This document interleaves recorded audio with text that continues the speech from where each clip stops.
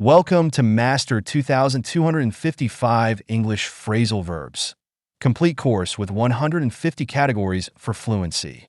Today, we've reached category 116, vacations and free time. Use these phrasal verbs to speak fluently. When it comes to talking about vacations and leisure time, these phrasal verbs are essential to sound like a fluent speaker. Let's dive into 15 key phrasal verbs that will make you sound more natural and confident. First up, set off. This means to begin a journey or trip. For example, we set off for the airport at 6 a.m. When you set off, you start your adventure. Next is take off. This phrasal verb has two meanings. It can mean when a plane leaves the ground, like the plane took off on time.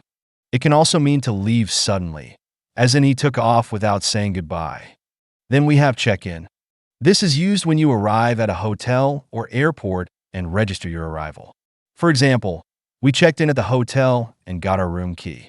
Checking in is the first step to start your stay. Now, check out. This is the opposite of check-in. It means to leave a hotel or to review something.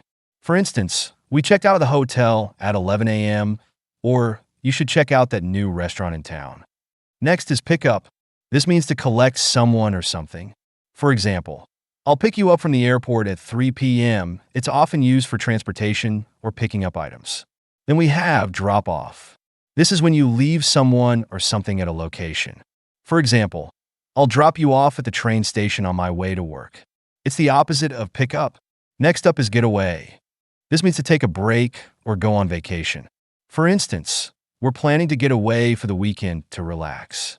Getting away is about escaping daily routines. Now, stopover. This is when you stay somewhere briefly during a trip. For example, we stopped over in Paris for a day before heading to Italy. Stopovers are common during long-distance travel. Then we have look around. This means to explore or examine a place. For instance, we spent the afternoon looking around the city center. Looking around is perfect for sightseeing. Next is come back. This means to return to a place you've been before. For example, we came back from our trip feeling refreshed. Coming back is the final step of a journey. Now, head for. This means to go in the direction of a place. For example, we're heading for the beach right after breakfast. It's often used to describe the destination of a trip. Next is move on. This means to leave one place and go to another. For instance, after exploring the city, we decided to move on to the next town. Moving on is about continuing your journey. Then settle in. This phrasal verb means to get comfortable in a new place. For example, we settled in at the hotel and unpacked our bags. Settling in helps you feel at home while traveling. Next up is get in.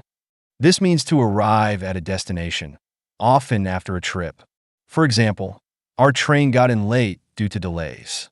It's used to describe arrival times. Finally, look forward to. This means to feel excited about something in the future. For example, we're really looking forward to our beach vacation next month. Looking forward to something makes the wait feel more exciting. These 15 phrasal verbs will make it easier to talk about vacations, travel, and leisure time. Practice them in your conversations, and you'll sound more fluent in no time. This was category 116 of our course. See you in the next lesson.